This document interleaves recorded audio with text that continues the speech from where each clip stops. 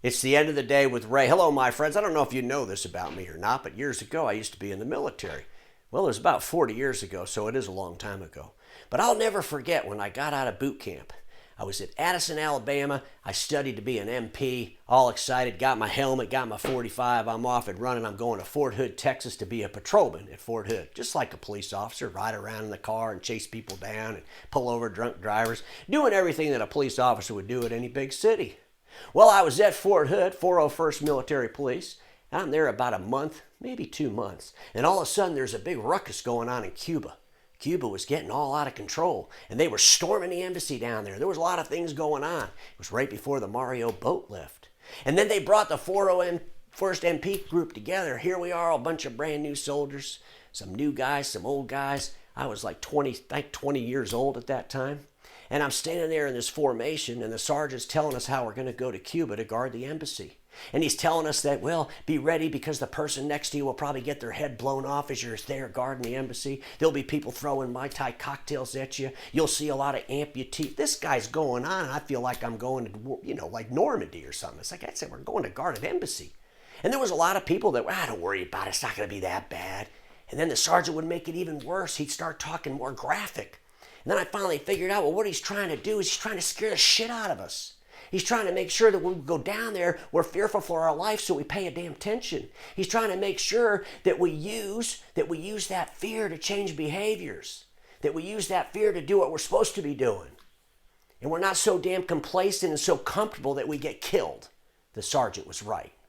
And now I look at my friends in the imaging channel, and here we are in the worst crisis the channel has ever seen in its history. And I'm looking at leaders telling people things like, don't worry about it, we're not going to lay anybody off. Oh, everything's going to be just fine. Oh, yeah, we're going to just continue on as usual. Go have a sales blitz. Start calling your customers with no real direction. Folks, this is disgusting. It's disgusting. And we're in a scenario right now where we got to start paying attention to the realities of the marketplace. Because when this thing's over, we're not going back to the way it was. And when you look at what Xerox did over the last 3 months, remember when I was talking about how great they were and everybody said, oh, you probably should be talking about Xerox. They're destroying the company. They're firing all the smart people. They're making these decisions that are terrible for the company. Folks, I got to tell you something. Carl Icahn, the largest shareholder in Xerox, decided that he didn't like the way the company was going. He thought it could be worth more money. And what did he do? He fired the president. He brought in a new president, John Visentin, got some new board members, and he set on a path to fix Xerox. And it was brutal. It was painful, but he fixed them. Because he was in fear. He was in fear where the damn industry was going. He even quoted things like, I don't want Xerox to be another Kodak. Right next door to Xerox up there in Rochester, the once mighty Kodak. And Carl Icahn, I don't want him to be another Kodak. He mentioned that a couple of different times in some of the reports that he wrote about Xerox. But he looked at Xerox with different brand names. He looked at Xerox with branch managers that were ex-dealer owners making way too much money. And he had to make some decisions. And then through that process, they said, you know what? We gotta consolidate, so let's just go buy HP. The whole world thought HP should buy Xerox. But HP, they were the complacent company. Everything's going to be just fine. We don't need to do anything. We don't need to merge with Xerox. We don't need any leadership from Xerox. We're much better leaders than they are. We're going to sell A3 copy machines and just flood the market with those, overspec and oversell people for the next 10 years. We'll be just fine. We'll sell 3D printing. One company was living in complacency, thought everything could last just a little bit longer. Xerox, obviously they weren't predicting the pandemic, but they knew they had to fix a broken model. Back in 2017, what did Ricoh do? They said, we cannot service and support the SMB space. It's too costly. And they shed all their direct businesses.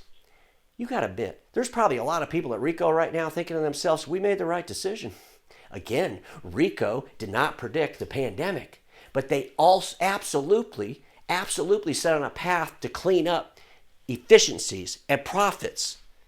And they were responsible to their company. And we need to learn from both Ricoh and we need to learn from Xerox. Whether you're a dealer owner with one dealership or you're part of a private equity group with a roll-up, it's time to pay attention to what Carl Icahn was doing at Xerox, not what HP was doing. There's a whole lot of HP shareholders probably scratching their head right now thinking, man, we should have took that offer. And folks, we will have massive consolidation. We're going to have some struggles with some of the private equity that's out there. The industry does not have the liquidity that it needs. And we're going to go through some damn tough times. And like my drill sergeant did to me 40 years ago, maybe I'm being a little bit, exaggerating. Maybe I'm beating the shit out of you a little bit. But I think we need to fear a little bit more. It's not going to be a walk in the park.